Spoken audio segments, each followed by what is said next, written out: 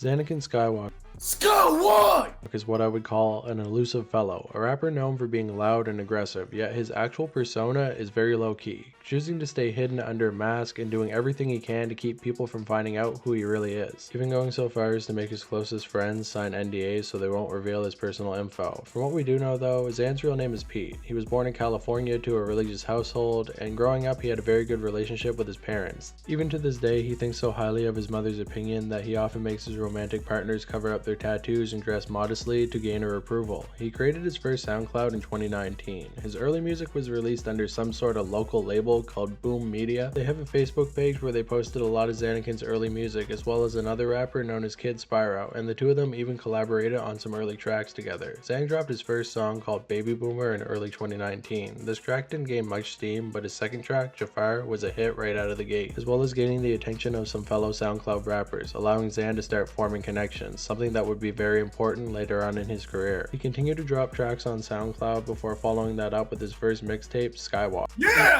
which included a lo-fi version of his song Aladdin. Before this point, most of Xan's songs were more so classic trap metal, but after that song, his beats became much more experimental, which really helped him differentiate himself from the rest of the crowd. His next song was Macho, which was an even bigger hit than all his previous songs, getting him a lot of traction in the underground. Many speculate that this song did so well because of the vacuum left behind after 6ix9ine got arrested and X passed away, leaving many hungry to hear this type of music again. It's also important to note that in his early career, nobody really even knew what he looked like or had ever heard him speak in an interview. The guy was a total mystery. Another thing to note is Saber Gang, a group made up of Xanakin and his close friends, Young Cage, Sad Poncho, and AP, who is a prominent producer in Xanakin's music, known for producing songs like Alright, March, and Milkshake, as well as Xanakin's biggest song, Jazz Hands. Throughout the rest of 2019, Xanakin kept on dropping singles with the likes of Royal Pain, Genie, and 2D. His first actual music video was for his track 80s, where Xan can be seen wearing a black ski mask, not fully integrated into the persona we would later come to know. You know, with the whole white ski mask with all the different types of colors on it. Right now he was kind of a half Skywok. He followed this up with an album named Skywok Forever, which unfortunately underperformed so badly that Xanakin outright deleted it, swearing to never drop another album again, which unfortunately is something that he stuck to, as well as deleting tracks becoming a trend for him. This album is notable for having a feature from Trippy Kid, an artist who went on to make music with Young Gravy, as well as working closely with City Morgue, as well as a feature from the group GCSY, also known for their collaborations with, well, City Morgue. And on top of that, there was another feature with Bro My God, and this connection was how Xanakin was able to meet Lil Darky, actually shooting a vlog with him and then making his second music video for his song Giggity with Lil Darky in the video, shouting him out. Shout out Xanakin, bro, for real.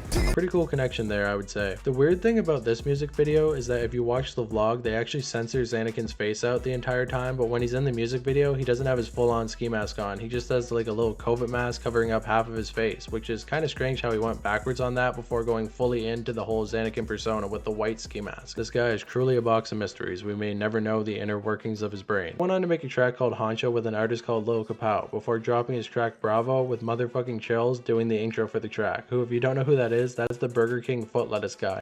Number 15, Burger King foot lettuce. Number 15. Turns out after being a YouTuber, this guy went on to start making music under the name, well, Chills, and that's how Xanakin got a lot of his early connections. It's uncertain how these two met, but we can probably speculate that Xanakin just thought it was funny to have Chills on his track, not knowing the guy was a rapper, and after he made the song with him, they decided to do a full-on track later with their track Chill Pill. After this track was released, it would catch the attention of many YouTubers who occupy the same space as Chills, most notably members of the group chat. After Xanakin dropped his track Bravo, a YouTuber by the name of Isaac Y would begin to use the track for his outro music, even linking Xanakin's music in the description below. This led many people in his audience to take notice of Xanakin's music, as well as Isaac introducing Xanakin to Soft Willie, another prominent YouTuber known for making music. Now you would probably think in the grand scheme of things this wouldn't really matter for Xanakin's career, but if you see my little Load It video, you know just how prominent YouTubers can be in creating music taste. Soft Willie would then ask Xanakin to help him with the creation of his track known as Homosexual, a meme track that surprisingly went pretty hard. Willie's fans really seemed to like Xan, so Willie would bring him back to feature on his album Acting Up, as well as setting up a collaboration track between Xan and Big T called Cowboy Blue Balls. All of these tracks started to go crazy online, getting Xanakin attention from all sides of the internet. Xan would also appear on two more Soft Willie albums called Donut and Contraband. The premise behind these two albums is that the group chat Discord server would split into two teams, each one creating half of the album to see which one was better. Every time that Xanakin would appear in the making of videos, people were drawn to his high energy and screaming. In a group of crazy crazy characters, he somehow still stood out as the craziest among all of them, gaining many more fans for him and his solo music. It was in the same server that Xan was able to meet Sad Friend, a rapper known for creating the viral hit Vendetta. Together, the two would create the track Jazz Hands, alongside a world-star hip-hop music video, and this is where I first became aware of him, and many in the comments saw this as almost a victory lap for Xan, citing just how far he had come since his early days. After that, Xan just kept the ball rolling, dropping tracks like Shimmy with Young Cage, Beach Boys with 8% and Khalil, and my personal favorite track by Xan, Hollywood. He also began to do a few shows here and there, even filming some vlogs while on tour in Texas.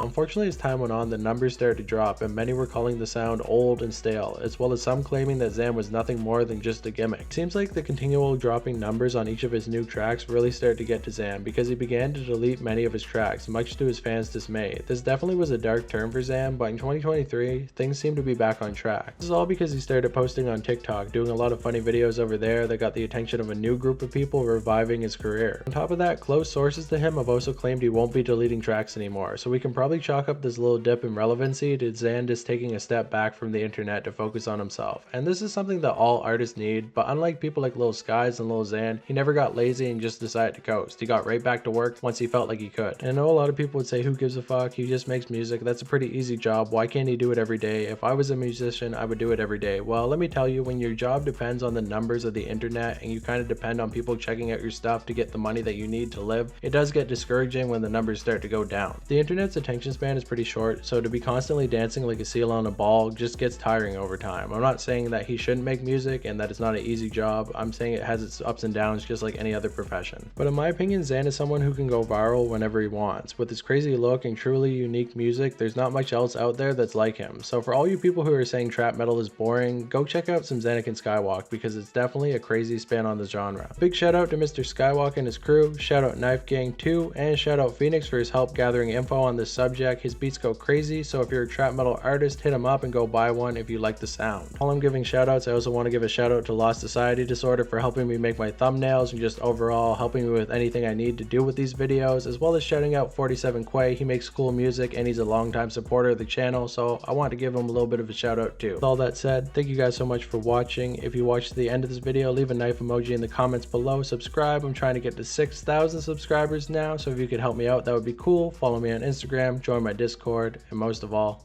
thank you for watching. Bye.